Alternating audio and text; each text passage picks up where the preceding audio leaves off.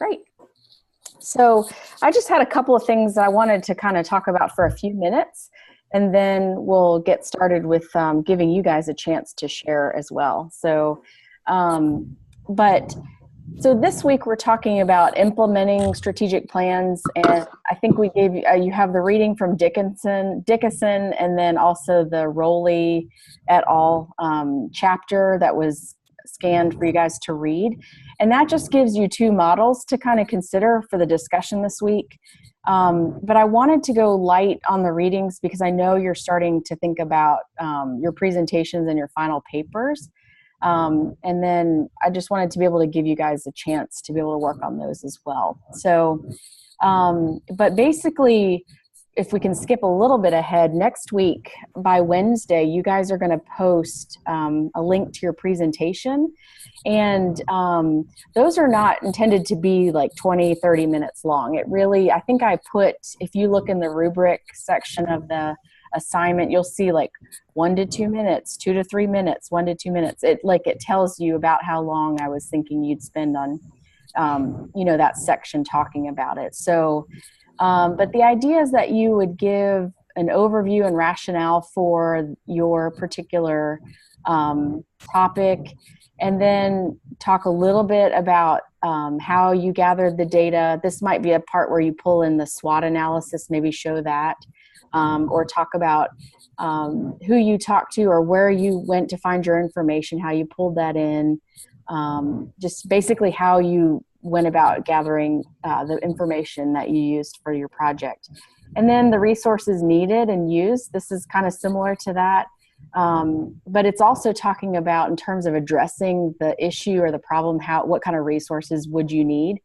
And then finally, you'll do a section on recommendations. So I'm basically talking straight from the rubric that you saw if you looked online at that section. And then, so what you'll do is, have you guys all done voiceover recordings for a PowerPoint?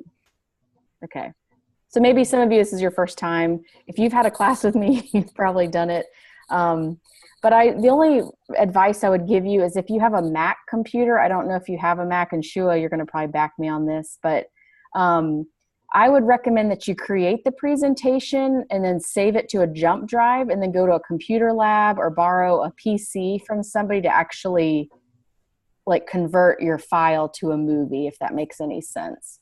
So there's a part, if you watch the video, I posted 2 videos in that first module, the general course information. And if you watch the video, it says, now click save, as a movie. Well, if you try to do that on a Mac, you'll just have a ton of problems. So my recommendation, if you have a Mac computer, is that you just save your voiceover PowerPoint and then unplug it and take it over to a PC. You can do it in like a computer lab or borrow one from somebody you might know, but that's going to just make your life a lot easier. And then you can publish it on YouTube or just create a movie file that's going to be easier to watch. Some people have saved them in Google Docs. Not a preference, but if you need to do it that way, that's fine. It's just real choppy when you do it that way because everybody has to click on each slide and click on the actual, in the corner, it has the sound. And so if you are able to make it as an actual video presentation, it's just a little bit more fluid. So those instructions are on there. I just wanted to make sure I gave you that sort of heads up if you're planning to do it that way. And then you'll turn in your final project. I think it's the last thing that you'll turn in. So you'll actually do the presentation first, and then you post that by Wednesday, and then you have the rest of the week to watch your peers' presentations. And then I think the requirement is that you need to respond to 4 of those to provide feedback. And I think I said in there that if you could please respond to one that has not been received any comments, because I really want you guys all to be able to get feedback on your individual presentations. Because I think feedback is really helpful. Finding out what people liked about it or what they noticed. This is a great opportunity to suggest, hey, have you thought about looking at this or adding this, or hey, here's a great resource. Because people have not finished their final projects at this point, and so they might be able to use some feedback you have to make their final papers or projects or whatever you turn in even better. So Do you guys have any questions about those sort of final assignments as we're kind of nearing the end of for next week and then the final week? Anybody? Is there like any way that you could post like an example of like what people have said in like presentations before? So that's a good question, Sarah, because I thought about it. I actually went through a couple of them and they're just all so different. Uh-huh. And so I was afraid if I posted a presentation, you would try to make yours like that. And I really want you guys to kind of own it for yourselves. That's why in the rubric, I did show the sections. But honestly, I see it as just like the header at the top and then you maybe a couple bullet points. The thing you don't ever want to do in a PowerPoint presentation is tons of text.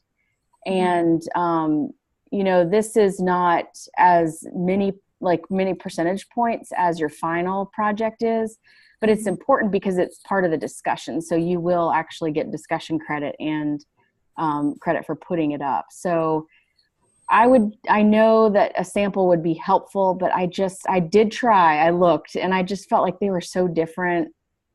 I couldn't quite decide which one to use. So I just opted not to put one on there. Okay. But if you are stumped and you really you cannot get your juices flowing and you're struggling, I will give you an example. But if possible, I really think you guys will do just fine to just show me what you have gathered and collected. The whole point of that part is just telling the story of where you are at that point, what you've gathered, what you've found. So it doesn't have to be very extensive, like slide wise. You don't have to put a ton of information. I would like to see some resource, like cited material.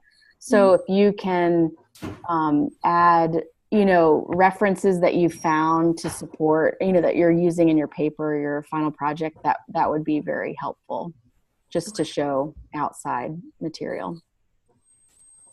And by outside material, I'm also including Kozus and Posner and Dickinson. So, yeah. Anybody else? Good question.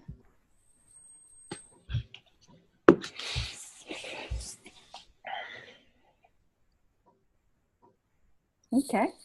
Well, I want to give you guys time to share a little bit about your leadership profiles. And in the announcement I sent, I believe it was Saturday, I had asked a couple of questions, and you don't have to address those per se. For example, if the person that you talked to did not, talk about faith, then that wouldn't be an appropriate thing maybe to address if you feel like that isn't relevant. But for some of you, actually a couple of you, that was, I think that you can speak to that in some way or some capacity. And then again, if you're not able to speak to that, that's fine. But some of the takeaways, some of the pieces that you learned, how you can apply this just to share with the rest of us. Because I think this particular assignment is really a helpful sort of reflection for you, not just in thinking about leadership. I definitely think it's important in leadership, but for some of you, kind of thinking about next steps, like where you see yourself, how this was helpful in terms of where you see yourself down the road. So, yeah. Is there anybody who'd like to lead out and share first?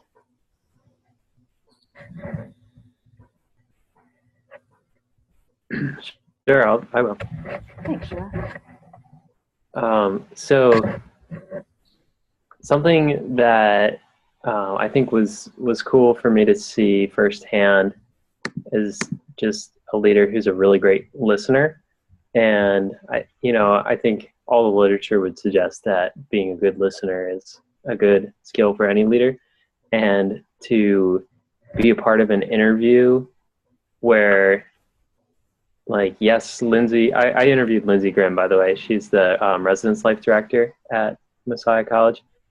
And to be in an interview where, like, I was asking the questions, but she was, like, still so attentive whenever I was speaking and willing to learn and grow even from me, because it's like she would say something and then I would say, oh, wow, that reminds me of something that I read in one of my textbooks, and she'd want to hear more about it. So just her listening and willingness to learn even from me, like just, you know, a grad student who was just asking her questions for an assignment, like she wanted to learn more. I think that really reflects a desire for excellence. Another thing that we talked a bit about was delegation. And Lindsay said that she has a couple questions that she likes to ask if she's trying to delegate a task. And if she says like, hey, I need somebody to take care of this and nobody volunteers, then she has like a specific approach to that. I want to find my questions here. She said, if nobody volunteers to take something on, she'll ask, okay, so what things are holding everyone back from volunteering to take this on? So she kind of opens it up to meet her staff members where they're at, say, what's holding you back from taking this on? What do you guys got going on? And then she'll follow that up with, how could you delegate your own work to others to make space for this? So it's sort of like challenging and empowering others to make space by delegating some of their own stuff. And I thought that was just a really practical tactic. That's really cool. Yeah. And I think too, Shua, you had mentioned in your paper about how she didn't explicitly talk about faith, but you have a sense that that's important to her. Can you kind of talk about that a little bit? Yeah, sure. Lindsay didn't really exactly talk about her faith, but she talked a lot about her values, which I think are aligned with, you know, truth, listening, giving others a voice, excellence. And she talked a bit about how she digs in to find the values of her staff members, and then she supports those values. And I think there was some implication there that, like, she works at a Christian institution and her staff members are all Christians. And so likely a lot of the values that she's supporting are these Christian values.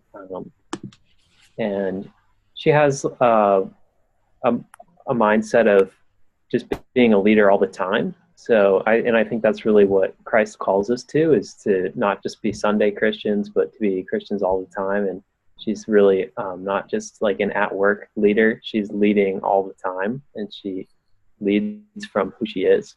Mm-hmm. Yeah, and the authors of our textbook talk about that all the time, you know, and like how you have your own unique voice as a leader and just lead from who you are. And the people that you work with need to see who you are and need to be true to that to be an effective leader. Yeah. That's cool. You know, it's funny, when I was reading that section of your paper, I was reminded of when I was at South Carolina. I worked at the University of South Carolina, and I was in service learning. And we had an intern one summer. She was a little girl from Mississippi, sweet as could be. And one of her objectives was she was assigned to meet with every professional staff in our office to kind of ask us about what we do, and just to sort of ask similar questions probably to what you guys asked in your interviews. And I remember she came up to me and she said, I can't wait to talk to you.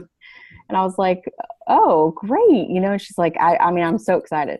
So then like a couple days later, she and I actually sit down, and she was just like, I've been so excited to talk to you for like the whole time I've been here.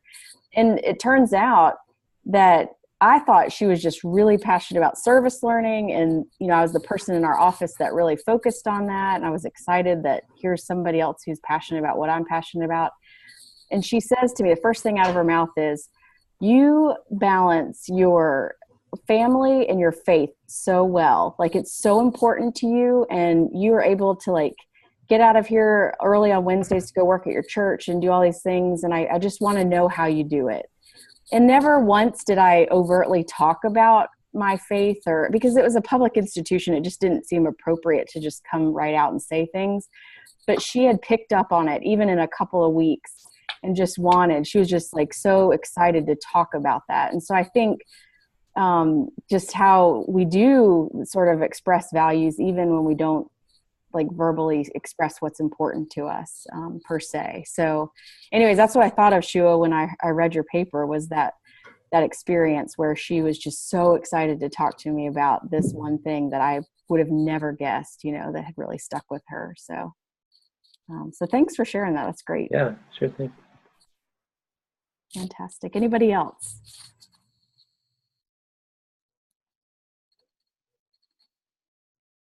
I Cheryl? can do. Oh, okay, Sarah, go for it. So I was originally going to do someone from a college that was close to me. Unfortunately, the person that I tried to get in contact with, they canceled on me, and then I tried to reschedule it, but it didn't work. So I actually ended up going to the assistant director of the college that I went to at Penn State Altoona, and I via Skyped her and had an interview with her. And what I liked about that was I knew who she was and everything like that, but I really didn't know her background into how she got into higher education. And I actually ended up relating to her, or at least I feel like I relate to her in a way because she took an indirect route. She actually went to school for, what was it? It was communications and dance movement studies with a minor in psychology. And that was her undergraduate degree. And then through that, she worked with AmeriCorps and did she taught dance and gym and did coursework with girls from low income families in Connecticut. And then from there, after that, she got transferred to Rochester to come up with a after school program about citizenship for kids. And through that, she learned that she liked doing programming and working with kids and doing that kind of stuff, which led her to get her master's in higher education. What I also found, what was interesting, and I thought it was kind of cool, is that she based her leadership off of one of her supervisors. So the type of leadership that she had was a servant leadership. And one of the things that standed out most to her was when her supervisor had a check-in meeting with her and everything like that. And she asked her, what can I do to help you in your position and to help you grow as a person? So I thought it was kind of cool that, she came down from a level where she was like, I want to help you progress in higher education and to make you a better leader so that you can lead other people. So I thought that was kind of cool to see because she's creating a space where she's teaching someone else to learn so that they can move forward and then teach others and make that movement forward for other generations. So I really dug into that, and I thought that was pretty cool. And I kind of recognized when when I was working with her, she asked, what could I do to help you? So it was kind of cool to relate back and to see that into action. But I really did enjoy talking to her, and it was actually a good experience. So I'm glad that I did it, and it worked out well. Good. Yeah. I think it's neat how you remember being, working with her, and then you actually have these experiences to sort of draw from that you almost you can validate what she's saying that she's you can see these bits and pieces because she was like that with you. Right. So you had sort of a unique benefit in that you have some history with her, so you can see, that this actually plays out in real life. Yeah. Yeah. And it sounds like she's applied some of this sort of different career path that she had before to a very, new path in higher education. If she was working with smaller children and more capacity. Yeah. And it kind of helps me think of okay, what should I do for the future to get myself ready for getting a position in higher education and everything like that. Great. Excellent. Well, good. Well, this was an assignment for you to go out, but you can certainly do these kinds of interviews. We had a session with recently with a couple of the graduate students that were on Messiah's campus, came out and talked to Meg Hoover, who works in our Career Center. And one of the things she said was plan to do as many informational interviews as you possibly can. It's a great way to network. It's a great way to learn about what people do. And it helps you to sort of figure out a little bit about your own path and to encourage you that most paths are not straight. They kind of go left and right and all around, when it comes to higher education. And I don't even really know why that is, but with the exception probably of some of the people in your field, Justin, but even still, I was thinking of, I don't know what Coach Van Pelt's career path has been, but even some cases they do other things before they land in one sort of area for a long time. So it's always amazing to me when I talk to people in higher education and find out that their journeys are really, really different. So that's neat. Thanks, Sarah. Mm-hmm. Eric, would you like to go? Sure. My heat keeps kicking on and off, so that's why I'm keep muting. But I actually interviewed Jarrett Mangini, his name is, and he's the director of financial aid at King's College. And I never thought that I would be interested in meeting with the director of financial aid, but he actually was a mentor of me throughout my last 4 years or so in higher education. So, but Jarrett had a pretty neat story as well. He started off as a business major at King's, and that's what he graduated with. He started right in admissions before he even graduated. He got hired full time in admissions, and he did that for a couple of years, but realized he wanted to kind of get out into the business world. So he worked as a director of human resources at a Fortune 500 company. And he only did that for about a year or so and realized he wanted to come back into higher education. At that point is when I actually met with Jarrett, and he kind of mentored me through the admissions process. I shared an office with him. Him and I were right next to each other the whole time. So I got to learn a lot through the process. From there, he became the director of transfers, and then just a short time ago, he actually became the director of financial aid. So it's really cool to see just in a few short years his transition from business world just a couple of years ago to now being the director of financial aid.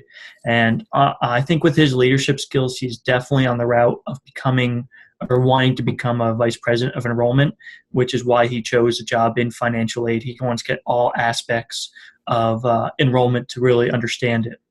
But it was a couple of unique things with Jarrett was that he is fantastic at trying to delegate work if he trusts you.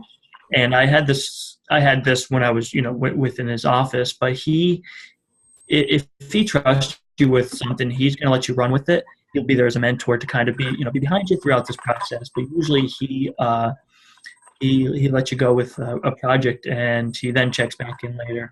And I think that was really cool to hear him talk about how he understood how he led through education. So that's neat.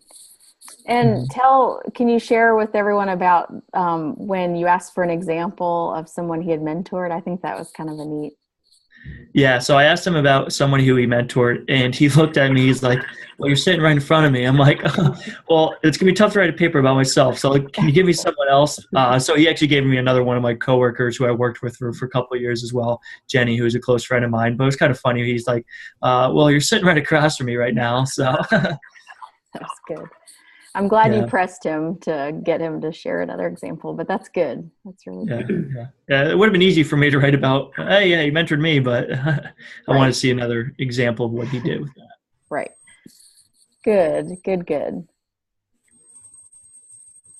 Anybody else? I'll go next. Okay. I interviewed one of my former professors, Dr. Schmidt from Westchester. She was I never had her for an actual class. I had her as my student teaching supervisor. And she was the she was the advisor for the National Council of Teachers of English, and I was the president. So we worked closely together. I would say that through my interview with her, I don't think I realized just how deliberate she is in her practices. And like I said, I never had her for a class specifically, but she was explaining how she teaches a young adult lit class, and she'll have an example of something that's written in verse, something that's written by an African-American author, something that's written by a Hispanic author, or just like different sci-fi novels. And I asked her why. I mean, because yes, students need to be exposed to all of these, but that's quite the spans there. And she said it's important because not all kids find themselves in literature like I might have, or like most English teachers do. So it's important to give them that avenue. And she plans everything, so like from those novels that she's teaching her students to how she's going to set kids up into groups, and it was just a nice demonstration for me as a teacher right now, and for somebody who wants to supervise student teachers, to see just how deliberate everything that you do has to be in order to do it well and to do it effectively. She also is very good at leading by example, and that's something that I picked up on when she was my supervisor. She would be encouraging us to write grants in order to go to the national convention every year. But while we were doing that, she was doing the same thing for herself. Or if we wanted to go on to the Pennsylvania Teachers Association's conference, she'd say, okay, we'll write a proposal to go. But she'd be doing the same thing herself. So it was really good to have her there to lead us and show that, okay, like, yes, I'm doing this right now, but she's doing it alongside me. So she's really embodying what she's speaking and what she's teaching. So I'd say those were the two biggest things that stood out to me. And I don't think that when I had her, I didn't think of it. It didn't all stand out to me as much as it did after I've been like thinking, okay, like, what are the qualities of a good leader? And I'm listening to her and I'm thinking back on my experience, and I can see now, like, oh yeah, like that's why you did this, or that's why you conducted our interviews this way. And it was really helpful now looking back and talking to her to see how all the pieces fit together. That's great. I love that you're seeing now so much more than you saw then. You know, I think so many, that's just how it often happens. I've run into people years later and they're like, I didn't realize that's why you did that, you know, and so, but it sounds like she takes it with a lot of grace. Like she doesn't expect people, you know, to appreciate all these things. She just really has a heart to champion for students, it sounds like. And no, she does. She's all about the students. And like, honestly, I mean, I've been out for 3 years, and one of the other people I student taught with, we've graduated together. So we've been out for 3 years and we still talk to her, I'd say like monthly. And she'll reach out to say, hey, like, what do you need help with? Like, what's going on right now? Are you going to this? Like, do you need help? Do you need information? So even like after you graduate, she's there as a good resource, which I think is important to see too. Yes. I think that's great because, you know, Eric gave us an example of somebody he was working with directly, you know, even, well, and you're more colleagues now, but then for you, it's somebody who maybe years ago was impacting you, but they're still impacting, you know, you even till today. Yeah. That's neat. I really like that. Well, it sounds like she was a good fit for this assignment. She definitely was. Okay, good. Excellent. Cheryl, do you want to go? Sure. I interviewed at Messiah College, Jack Cole, who is he has a long title, Executive Director of Athletics and Fundraising. I thought he was just the Director of Athletics, but not at Messiah. He has a really long title. And he said that is not common at institutions. He kind of plays a double role at Messiah. Not only the Director of Athletics, but he has a big role in fundraising, kind of partners with the Office of Development. And that is honestly at Messiah because of just how strong our athletics program is. If you're not familiar with Messiah Athletics, our sport teams, Division III, several of them just dominate. And because of how strong our teams are, it really makes a big difference with our fundraising efforts and our donors. So Jack kind of wears two hats, he said, in his role of being an athletic director or an AD, as most people call it. But I've grown up with sports. My family is sports, and I thought, you know, this might be kind of a neat person to talk to. And Jack has been in the athletics field for over 30 years. This is what he does. He initially started with a teaching side, several different roles, but he coached a lot, kind of getting to where he is at now. He talked about being integral in starting the sports management program at Messiah. He gloated. I mean, he was very excited when he talked about with the sports management, how he personally like benchmarked 40 different colleges and universities and their sports management programs to get Messiah's started. I thought, wow, 40? I'm just benchmarking a few for my project, and I don't like doing that. So, and he did 40. But, you know, kind of to talk about a little bit, Eric was mentioning with who he interviewed, mentioning one of the things that Jack Cole said. He was talking about 3 leadership styles that he has. And he was very excited to talk to me about leadership. When I told him what class I was taking, he was very open to talking about leadership style. And he said that first and foremost, like, communication is key. Just making sure that, you know, he's always knowing what's going on and just having open communication with everybody. But another thing is, and Eric kind of alluded to this, is just letting his staff and his employees do their job, not micromanaging. That was the word he used, is that he does not micromanage. He does not have the time to micromanage. He doesn't have the interest in doing everybody else's job. You know, he has a staff that he trusts. And if he basically said it very frankly, that if somebody does not do their job, that job's not going to be there for them. I mean, he just said it pretty point blank, that he has the expectation that a job is going to be done and it's going to be done well. And if it isn't done well, then they're going to have a conversation. And, you know, I thought, wow, okay, that's pretty straightforward, you know, and, but that's also kind of refreshing, because I have to say, at a culture like Messiah, things are very nice, and the niceties at Messiah, and a lot of hand holding. So to have somebody that was very, this is how it is, was a nice kind of change. It was a nice way to see things managed. So communication was huge, his micromanaging theory of not doing it. And then his third thing he talked about was he hates meetings. He does not like to have meetings. We spent a lot of time talking about this. Justin, you're smiling. Maybe you're familiar with like this concept. He does not like meetings. He hates having meetings for meeting's sake.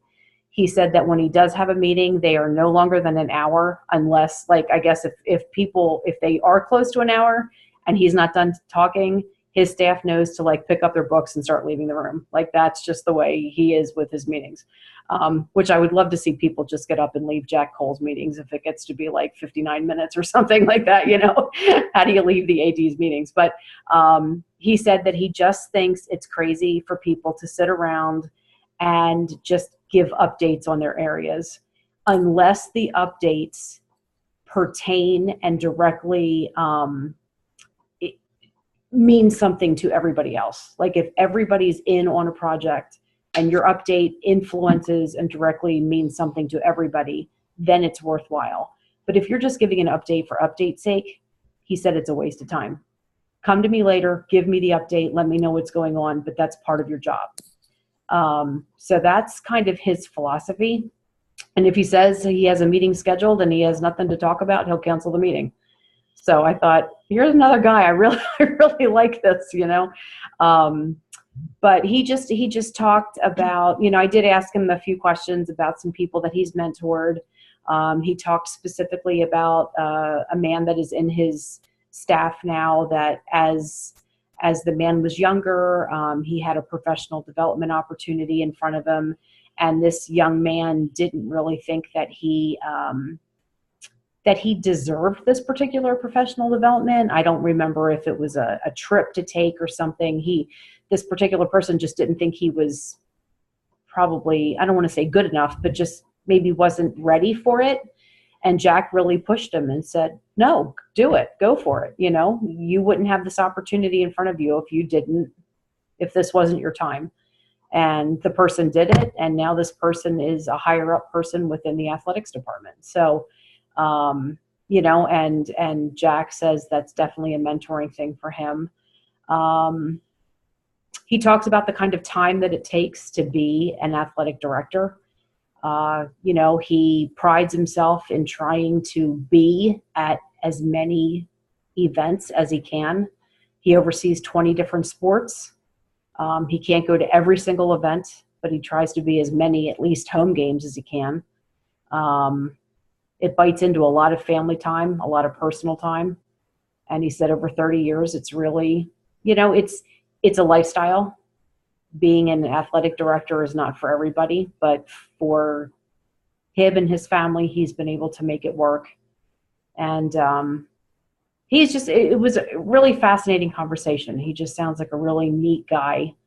Every time I've always seen him, he just seems like a real, I think I wrote in my paper, like a gentle giant, just a real tall, quiet demeanor, always polite, always smiles, always has something nice to say, but just always has that quiet demeanor to him. But when I sat down one-on-one, he just let it go, which I thought was terrific. We just had a great conversation. So very personable. Yes. He was real personable. That's great. I would agree that he's probably one of the most frank people I've ever met. I think I was in my job like a month, and he wrote me this long email of ways that I should consider like really thinking about my job. I mean, he just really let me have it, which I appreciated that he was that, straightforward. Like he's a straight shooter. That's what I think when I think of Jack Cole. When I sat down with him for the first 10 minutes, I was just letting him talk, and I had little things going through my mind, and he and my husband go way back, but I really didn't know him very well.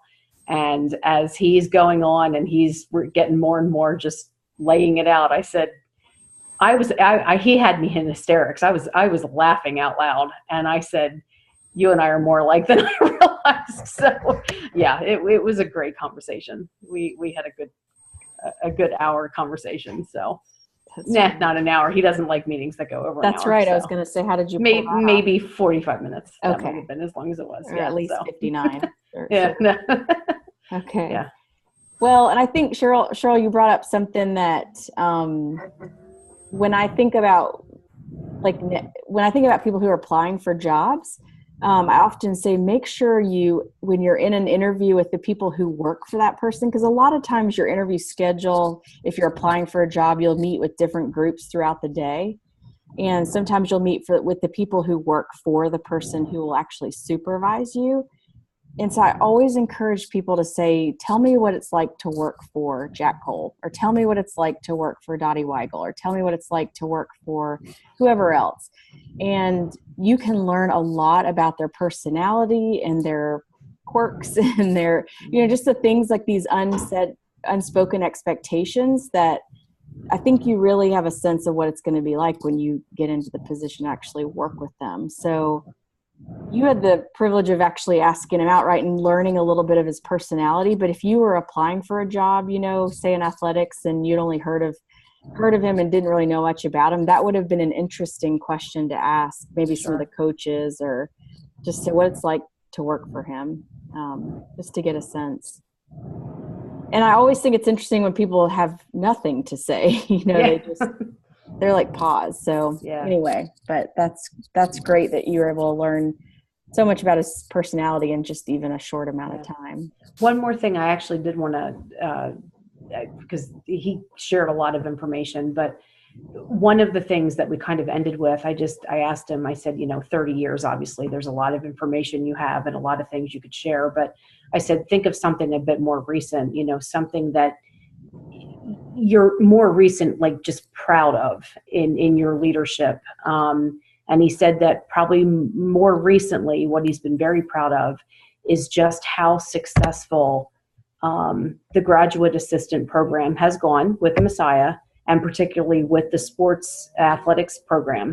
And he said he used the word astounded, because I don't hear that word very often. He has just been astounded with how fantastic the graduate assistants that are coming through the athletics program are. He's just thrilled at the quality of the students that are coming through, how great they're working, the caliber of the students.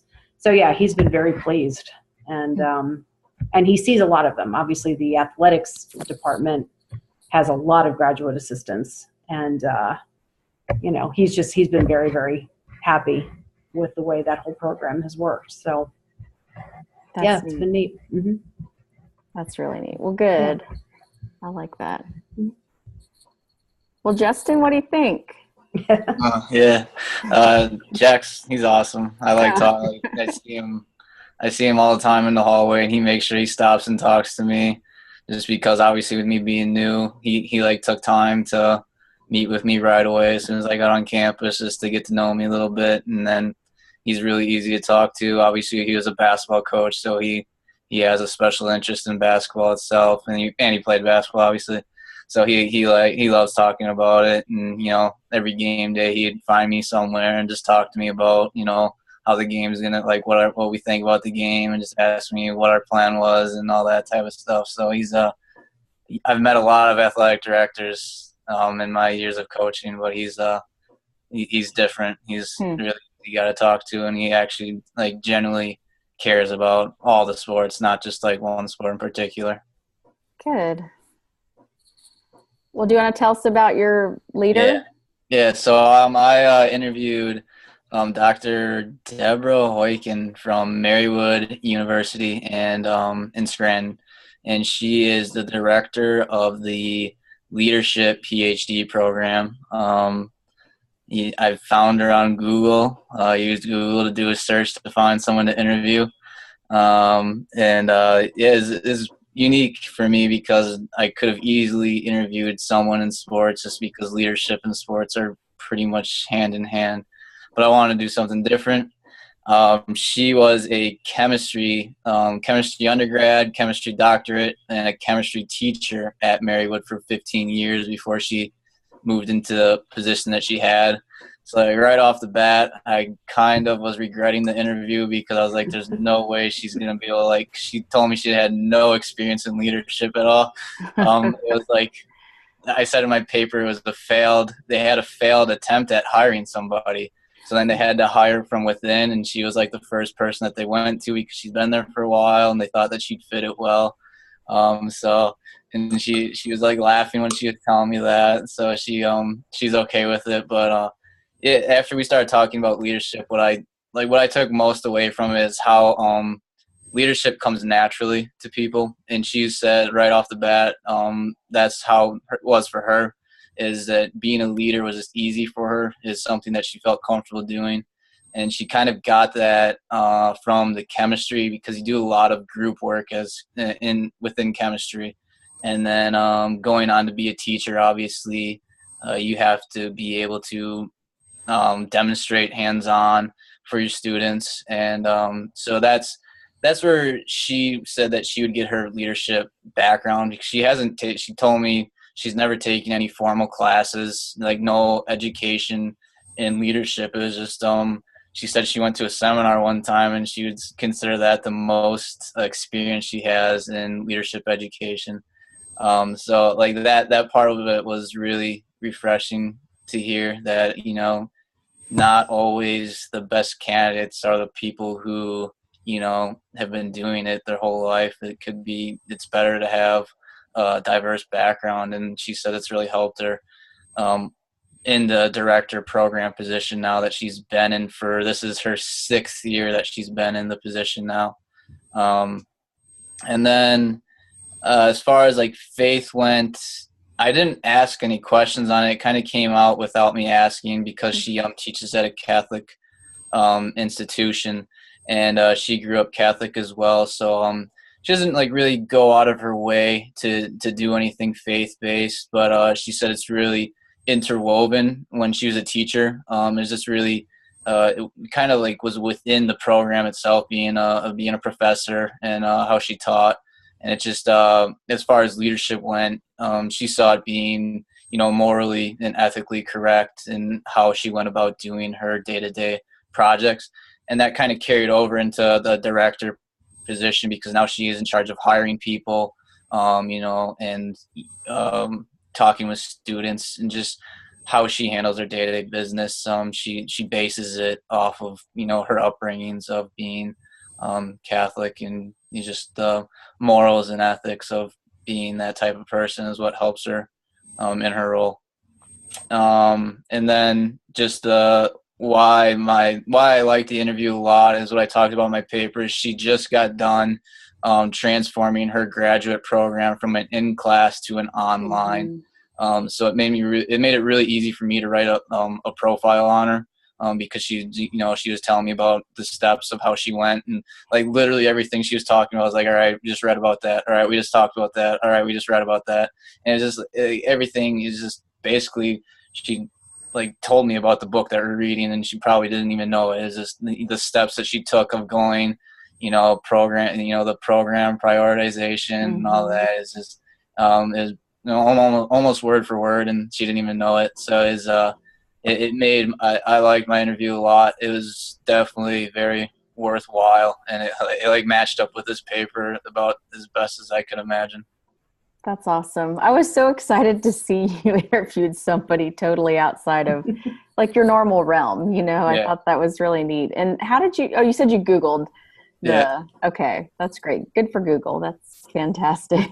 Yeah, she asked right away too. She's like, how did you How'd you exactly find me? And I told her, I was like, well, I Googled, and she's like, well, that's cool that at least we show up on Google. And it was like one of the top ones. So it was I was like, well, at least you have the Google thing going for you guys at the very least. That's great. Well, especially if they're converting to online, they probably want to be searchable. So that's great. Yeah. Well, very good. Well, I feel like you all interviewed such different people, but it's neat because I see some similar threads, whether it's people had these kind of values, or they led by example, or they, really had an impact on the people that they did lead. And you're able to see that firsthand. And it sounds like you guys walked away with examples that people shared specific concrete ways.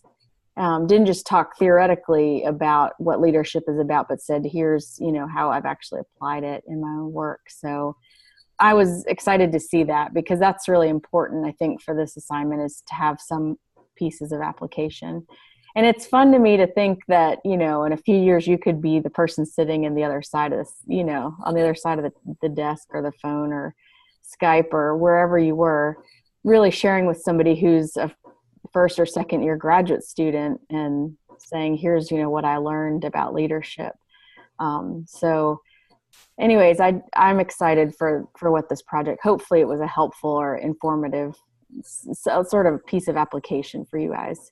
And thinking about leadership sort of broadly, because, we've talked about it, the characteristics of leadership. Kozus and Posner really talk about what leadership is about. And then we have probably beat to a pulp through Dickinson, thanks to Dickinson, about how you implement leadership in the higher education setting, whether that's through prioritization or, the strategic plan itself, and how that is played out. And so the role you end up playing, whether that's a small piece or a big piece of that, hopefully this kind of sets some groundwork for you and helps you kind of think about how this process actually happens.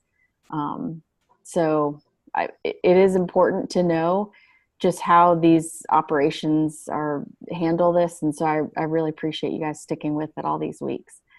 So we don't have much left. We just have the end of this week and then next week. And so do you feel like it's gone very fast? I don't know. I feel like maybe for you guys, it's been slow because it's been, harder work, or you've just had a lot going on. I don't know. But anyways, so I know that because it is in terms of a short timeline, sometimes it'll take a little while for some of this to sink in. So if, a month from now you find, I just really want to talk about this more, I want to encourage you to let me know. We can set up a time to talk, and I'd be happy to do that with each of you or any of you. So do you guys have any other questions kind of as we close out here tonight about either projects or thoughts about some of the topics we cover, or anything else that you can think of that you want to just add?